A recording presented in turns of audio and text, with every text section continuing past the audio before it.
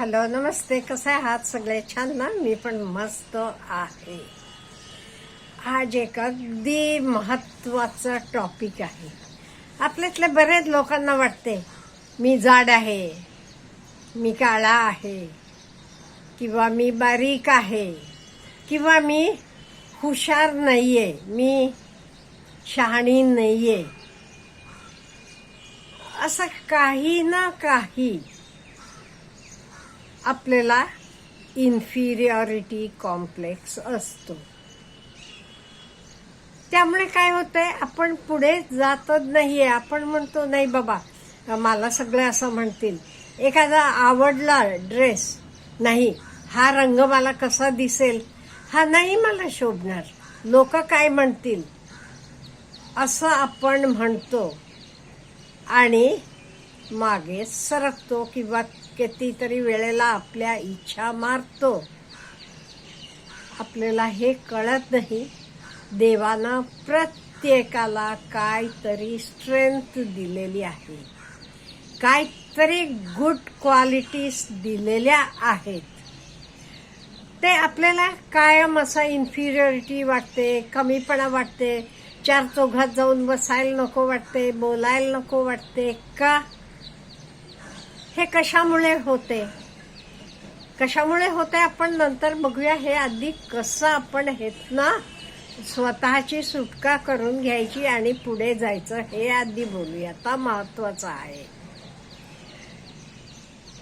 पहिली गोष्ट म्हणजे हे बघा, आपले भोवती खूप माणसं असतात. तुमचे आई वडील असतील, फ्रेंड्स असतील. त्यातली सगळी लोक तुम्हाला आवडतात का? नाही.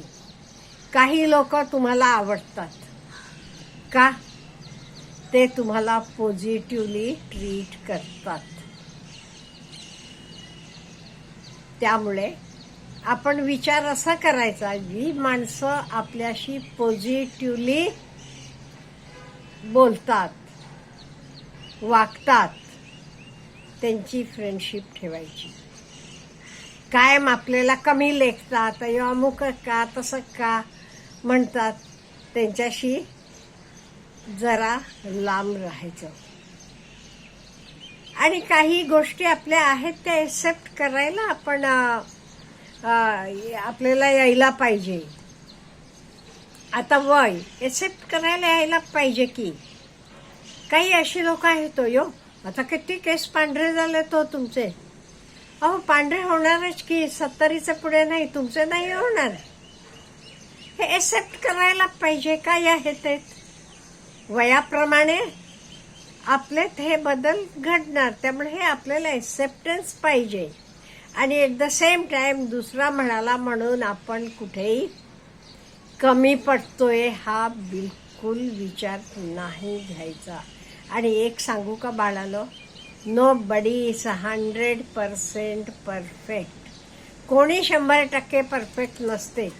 प्रत्येकाकडे काहीतरी उणिवा ह्या असतात.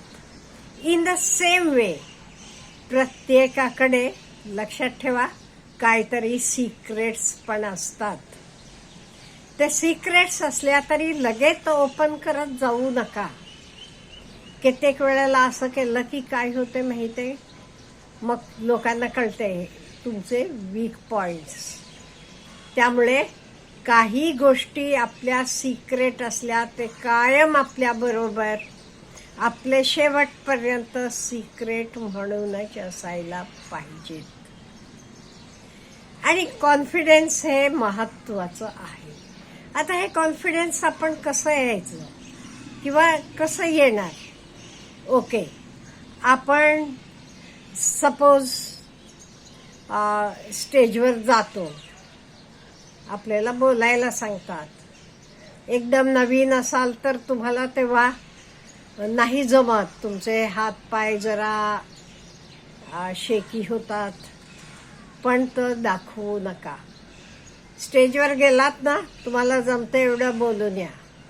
असं 2-4 वेळा झाल्यावर तुम्ही व्यवस्थितपणे बोलू शकता. नंतर तुम्हाला भीती वाटत नाही. पहिल्यांदा कोणालाही वाटते तसं. त्यामुळे आपल्याला कॉन्फिडन्स मिळवायचं ते आपण भीती घालवायला पाहिजे. आणि का नाही, आपण कुठली गोष्ट आपल्याला हवी ती शोधत असलो की ती आपल्याला दिसते. फॉर एक्झाम्पल,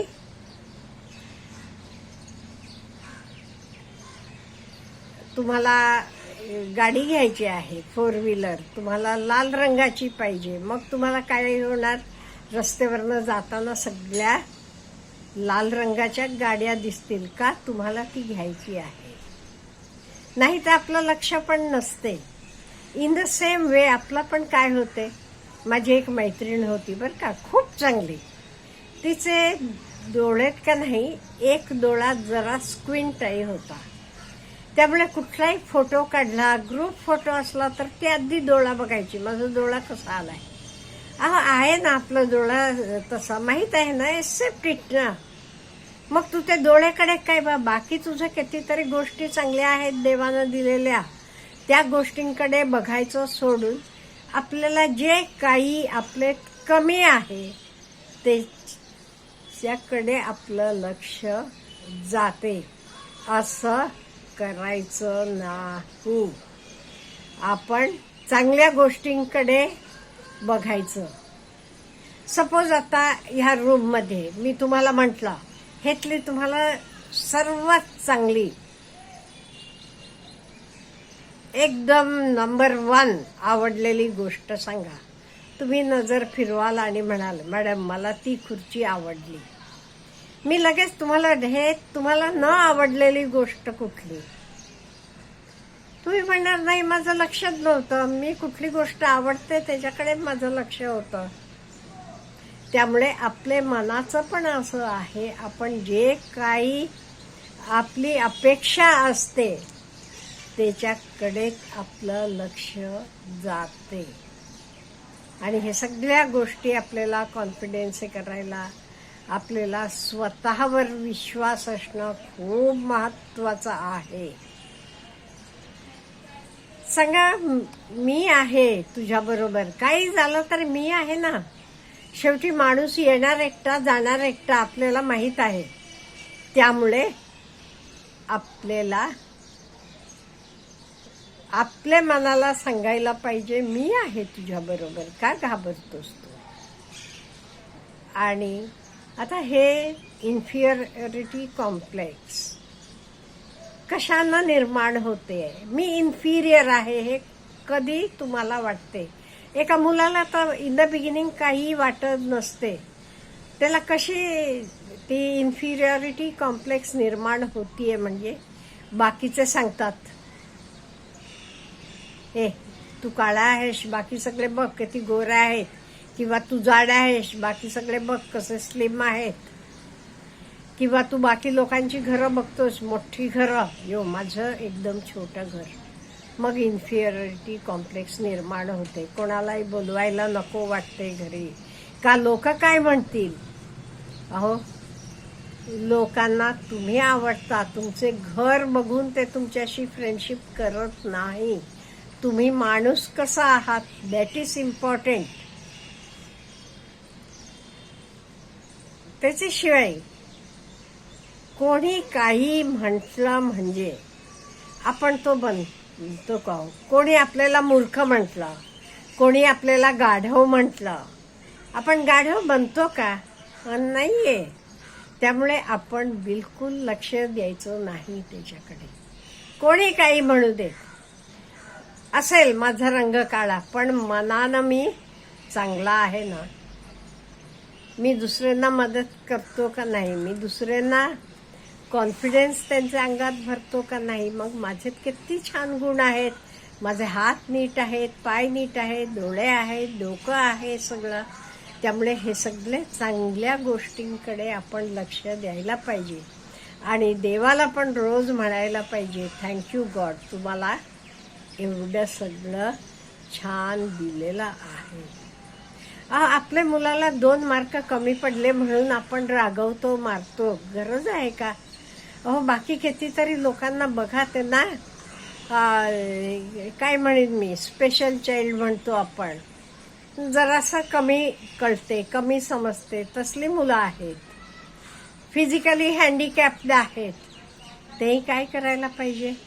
मग 2 मार्क कमी मिळाले तरी माझं मूल चांगलं आहे ना हे समजून घ्या ना. आणि कोणाशी कोणाचंही कम्पेअर करू नका. तुम्हाला इम्प्रूव्ह करा, दुसऱ्याशी कम्पेअर करायचं नाही. प्रत्येक माणूस हा युनिक असतो, स्पेशल असतो. ह्याच्या पुढे तर तुम्हाला कधी वाटणार नाही ना मला हे येत नाही, ते येत नाही, किंवा मी हुशार नाही, किंवा मी सुंदर नाही. अच्छा, आपल्याला काय म्हणायचं? Let me know. Have a good day.